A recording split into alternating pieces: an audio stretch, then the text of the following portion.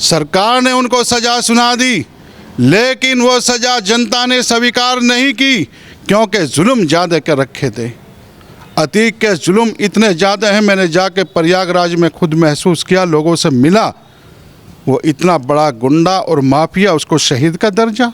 अरे शर्म आनी चाहिए ऐसे लोगों जो शहीद बता रहे हैं। शहीदों का भी अपमान कर रहे हैं। चुल्लू भर पानी में डूबकर मर जाना चाहिए जो उनको शहीद का दर्जा दिलाना चाहते हैं। अपराधी और गुंडे मुमाली लुच्चे लफंगे आदमी को शहीद की बात कर रहे हैं। मैं भी मुसलमान हूँ, मेरे पर कोई मुकदमा क्यों नहीं है? क्योंकि हम गलत कार्य करते नहीं। जो गलत करेगा वो भुगतेगा, जैसी करनी वैसी भरनी। नमस्कार, स्वागत है आपका एडवांस इंडिया पर। मैं हूं नवीन चौहान। अतीक अशरफ के बाद लगातार कई लोग ऐसे हैं जो अभी भी यही कह रहे हैं कि आखिरकार उनके साथ ये गलत हुआ। कोई शहीद की बात भी करने लगा। लेकिन सवाल ये है, यूपी में योगी ने अपनी पहली रैली की जिसमें उन्होंने साफ कह दिया कि यूपी में दंगा चाहिए, तमंचे वाले लड़के चाहिए या यूपी चंगा चाहिए। हमारे साथ राव मुशर्रफ जी हैं जो समाज सेवी हैं, बहुत बेबाकी से बोलते हैं, देवबंद की धरती पर हैं, और सबसे बड़ी बात कि कोई लाग लपेट नहीं रखते। जो कहना है वो सटीक कहना है। आज इन्हीं से बातचीत करेंगे, ये बताएंगे, समझाएंगे कि आखिरकार इसके पीछे क्या है। राव मुशर्रफ जी, बहुत स्वागत आपका एडवांस इंडिया पर। और आप कैसे देखते हैं ये जो कुछ हुआ? कई लोग तो अब छाती पीट रहे हैं कि ये तो मुसलमान थे, तो मुसलमान थे। आखिरकार ये धर्म के चश्मे से अपराधी को, माफिया को, गुंडों को, बदमाश को क्यों देखा जा रहा है? देखिए, जो कुछ हुआ वो बहुत बेहतर हुआ। जब जब भी धरती पर पाप बढ़ा है तो कोई ना कोई अवतार के रूप में धरती पर ईश्वर ने उतारा है इंसानों को। तो मैं समझता हूँ, जैसे लोग रो रहे हैं, छाती पीट रहे हैं, उनकी हत्या हो गई। कौन कहता है हत्या होगी? उनकी हत्या नहीं हुई है, उनका वध हुआ है। और जो ऐसे अपराधी होते हैं, ऐसे जानलेवा और खूंखार होते हैं, ये हैवान होते हैं, ऐसे लोग इंसान नहीं हो सकते।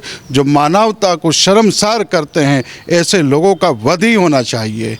और मैंने तो 2022 के चुनाव में आपके चैनल के माध्यम से भी और कई स्टेजों पर और मंचों पर कहा था कि 2022 के चुनाव के बाद, चाहे वो अतीक हो, चाहे वो मुख्तार अंसारी हो, चाहे वो सहारनपुर का हाजी इकबाल हो, चाहे कोई भी कितना भी गड़ा गुंडा हो, चाहे कैराने का रहने वाला नाहिद हसन हो, वो कोई नहीं बचेगा, हलाकों के पीछे होंगे। सरकार ने उनको सज़ा सुना दी, लेकिन वो सज़ा जनता ने स्वीकार नहीं की, क्योंकि जुल्म ज़्यादा कर रखे थे। अतीक के जुल्म इतने ज़्यादा हैं, मैंने जाके प्रयागराज में खुद महसूस किया, लोगों से मिला। वो इतना बड़ा गुंडा और माफिया, उसको शहीद का दर्जा। अरे शर्म आनी चाहिए ऐसे लोगों जो शहीद बता रहे हैं। शहीदों का भी अपमान कर रहे हैं। चुल्लू भर पानी में डूबकर मर जाना चाहिए जो उनको शहीद का दर्जा दिलाना चाहते हैं। अपराधी और गुंडे मुमाली लुच्चे लफंगे आदमी को शहीद की बात कर रहे हैं, उनका भी अपमान कर रहे हैं। कानून तो पढ़िए, संविधान पढ़िए, तभी तो पता लगेगा शहीद किसको कहा जाता है? उस गुंडे माफिया डॉन को, जिसने 2-4 गोली नहीं, 20-20 गोली एक एक इंसान के सीने में उतारी है। उसने बिल्कुल इंसानों को जानवरों की तरह मौत के घाट उतारा है। लेकिन सवाल तो ये है ना कि भाई जब कोर्ट है, कचहरी है, कानून है, संविधान है, तो फिर ये सब क्या है? लोग ये कह रहे हैं कि संविधान से सब कुछ होना था ना, ये तरीका तो सही नहीं है। ये नई तरीका अपनाया जा रहा है, इससे देश में और अच्छा मैसेज नहीं जा रहा। जो संविधान पर नहीं चलता है, जो संविधान की बात को नहीं मानता है, जो कोर्ट और कचहरी को स्वीकार नहीं करता है, मैंने कहा है कि ऐसे ही लोगों का वध होता है। जो सब कुछ ठकराता है, जजों को धमकाता है, पुलिसकर्मियों की हत्या करता है। अभी विधायक जी की हत्या के साथ में जो सुरक्षाकर्मी 2 थे, उनको भी भून दिया गया। वो इंसाफ देता है। जो कुछ उनके साथ हुआ है वो बिल्कुल सही हुआ है, बल्कि बहुत पहले होना चाहिए था। ये बिल्कुल इस तरह के जितने भी, मतलब आप ये नहीं मानते कि वो मुसलमान था, ये इसलिए हुआ? क्योंकि कई लोग तो ये कह रहे हैं कि भाई मुसलमान था और एक धर्म के चश्मे से उसको देखा जा रहा है, इसलिए ये सब कुछ हुआ। हिंदू तो ना जाने कितने घूम रहे हैं, अभी भी कोई छेड़छाड़ी नहीं उनके साथ। देखिए, ना वो इंसान था, ना वो मुसलमान था, वो एक हैवान था, दरिंदा था। और दरिंदा और हैवान की यही हालत होती है जो उसकी हुई है, उसकी तो होनी ही होनी थी। ऐसे लुच्चे, लफंगे, गुंडे और जितने भी देश में दंगे होते थे ये इन्हीं लोगों की वजह से होते थे। ये सपा और बसपा और कांग्रेस की गोदों में बैठ कर के फल फूलते थे। ये जो हालात हुई है आज, उसकी जो पत्नी है उस पर 12,000 करोड़ रुपए की संपत्ति, अवैध संपत्ति पाई गई है। कहाँ से थी? हमारे प्रदेश में एक एक गुंडे के पास 12,000 करोड़ रुपए की संपत्ति है। इसमें तो कहता हूँ योगी जी को संपत्ति को जब्त कर करके लोगों के, जो गरीब लोग हैं जिनके आवास अभी नहीं बने हैं, उनके आवास बना दिए जाए, गरीबों में उनको जो है तकसीम करते जाए, शिक्षा पर उसको पैसे को खर्च किया जाए। अभी योगी जी ने कहा है, मैं उनकी बात का समर्थन करता हूँ, उन्होंने सहारनपुर के अंदर कहा है कि न यूपी में अब कोई गुंडा है न कोई दंगा होता है और यूपी चंगा है। वाकई आज के टाइम में जितने लुच्चा, लफंगा, गुंडा और दंगा नहीं होता है, वरना हालात उत्तर प्रदेश में 2017 से पहले ये थी, गली गली में दंगा होता था। कब कहाँ हो जाए, कब कहाँ कर्फ्यू लग जाए। गांव देहात के लोग शहरों में फंस जाते थे, लोग उनको भून देते थे और भूनने के बाद कहते थे कि पुलिस ने मारा है और खुद मारते थे। सहारनपुर के अंदर मामूली बात, गुरुद्वारे को लेकर के इतना बड़ा दंगा हुआ, लोगों की जानें चली गई। हर गली, हर मोहल्ला, चाहे कैराना हो, चाहे आपका शामली हो, मुजफ्फरनगर हो, मलियाना हो, मेरठ हो, बागपत हो, तमाम में दंगे जितने भी प्रदेश में होते थे वो सपा सरकार की देन थी। कैराना से लोग पलायन करते थे, आज पलायन रुका हुआ है। सहारनपुर से लोग पलायन करते थे, आज पलायन रुका हुआ है। वो किसकी देन है?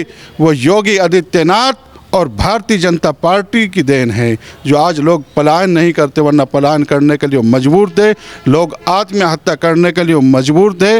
अशरफ जैसे और इसके जो लड़के थे अतीक अहमद के, वो मदरसों से खुलेआम, हमने वहाँ जा कर के जानकारी हासिल की, खुलेआम मदरसों से लड़कियाँ नाबालिग उठा करके नदी पे जाकर उनका रेप किया और उनको फिर जान से मार दिया गया। ऐसे काम इसके लड़के भी करते थे, अतीक अहमद के।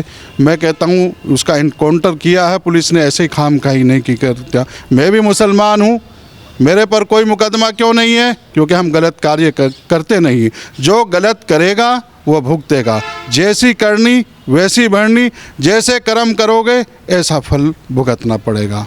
लेकिन अब चुनाव हैं तो अब लगातार अब बात चल रही है। अब एक गाना लॉन्च करा बीजेपी ने कि गुंडे पुकारते हैं अखिलेश चाहिए, यूपी को फिर दंगों में जलाइए। ये आखिर ऐसे गाने बीजेपी की ओर से लॉन्च हो रहे हैं, अखिलेश यादव पर निशाना साधा जा रहा है। ये कौन सी राजनीति? आपको नहीं लगता इस राजनीति से थोड़ा दूर होना था? इस तरह की राजनीति गलत है? देखिए, अभी मैंने कहा है जितने भी गुंडे, लुच्चे, लफंगे, माफिया, डॉन जितने फल फूल रहे थे, सपा और बसपा और कांग्रेस की गोद में बैठ के फल फूल रहे थे, तो ये पुकारेंगे ही दोबारा से। क्योंकि ये समाजवादी पार्टी जो है वो गुंडों की ही तो पार्टी है। कोई से भी विधायक का पूंछड़ा उठा करके देख लो, कम से कम सैकड़ों विधायक, वो सैकड़ों मुकदमे मिलेंगे। अतीक अहमद भी उनका विधायक रहा है। वो जो है अतीक अहमद उनकी पार्टी में रहते हुए मुलायम सिंह जी से कुत्ते से बात करवाता था, बजाय अपना हाथ मिलाने के अपने कुत्ते से हाथ मिलवाता था। ये स्थिति थी। और उनको समाजवादी के पार्टी के राष्ट्रीय अध्यक्ष मुलायम सिंह यादव और अखिलेश यादव ने हमेशा सपोर्ट किया है और बसपा ने भी सपोर्ट किया है। उनको टिकट भी दे दिया था अभी मेयर का, प्रयागराज से शाइस्ता परवीन को, अतीक अहमद की। लेकिन जब लोग उसके विरोध में खड़े हुए तब उसको वापस लेना पड़ा टिकट। तो मैं कहता हूँ अब आने वाले निकाय चुनाव में, नगर पालिका का चुनाव हो या नगर निगम का जिस शहर में हो, वो सब भेदभाव को भुला करके, जैसे भेदभाव बिना भेदभाव के योजनाएं दी जा रही हैं, सबको मकान और रोटी का इंतज़ाम और डॉक्टरों का इलाज फ्री, गैस फ्री, तमाम चीज़ें दी जा रही हैं, तो बिना भेदभाव के सब वोट करें, चाहे वो हिंदू हो चाहे मुसलमान हो, सबको वोट करें। इसी में हम सब की भलाई है। वरना कहीं समाजवादी का कैंडिडेट जीतेगा, चाहे वो नगर निगम में जीतो, नगर पालिका में जीतो, वो फिर गुंडा गर्दी दिखाएगा और वह गुंडा एक बड़ा गुंडा हो तो जाए। देवबंद की धरती से हैं, क्या वाकई जिस तरह के ये गाने लॉन्च किए जा रहे हैं कि मुख्तार और अतीक को इस तरीके से संरक्षण दिया जाता था और गुंडे चलाते थे, आपने देखा है, क्या वाकई बहुत फर्क आया है या सिर्फ बातें? क्योंकि योगी कह रहे हैं कि हमें प्रदेश चंगा चाहिए, ना दंगा चाहिए, ना तमंचा चाहिए। देखिए काफ़ी बदलाव आया है। पहले युवाओं के हाथ में तमंचे होते थे, आज युवाओं के हाथ में किताबें हैं और टैबलेट हैं।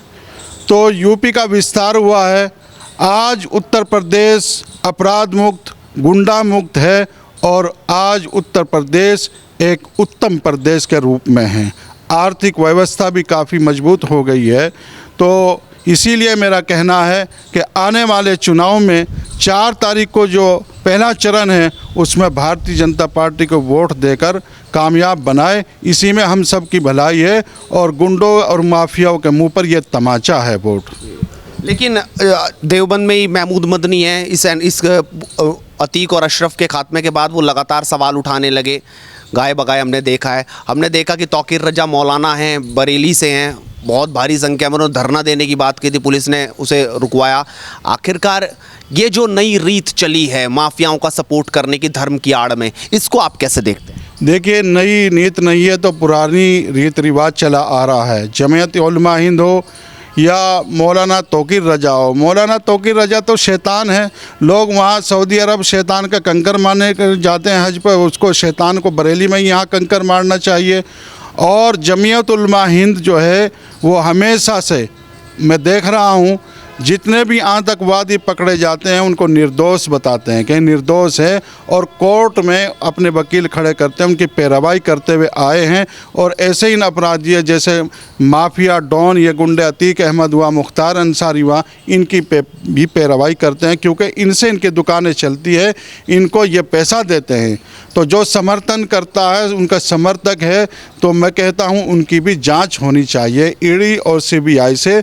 जो अतीक का और अशरफ का जो भी समर्थक है उसकी 100% जांच होनी अति आवश्यक है। तो राव मुशर्रफ जो बड़ी बेबाकी से बोल रहे हैं कि ऐसे लोगों की भी जांच होनी चाहिए जो इस तरह से समर्थन करते हैं, आखिरकार उसके पीछे क्या कुछ है। आप अपनी राय रखिए, आपको क्या लगता है। साथ ही इस वीडियो को शेयर कीजिए और लगातार जुड़ रही हेडलाइंस इंडिया के साथ, क्योंकि मुद्दे की बात बदस्तूर जारी रहेगी। नमस्कार।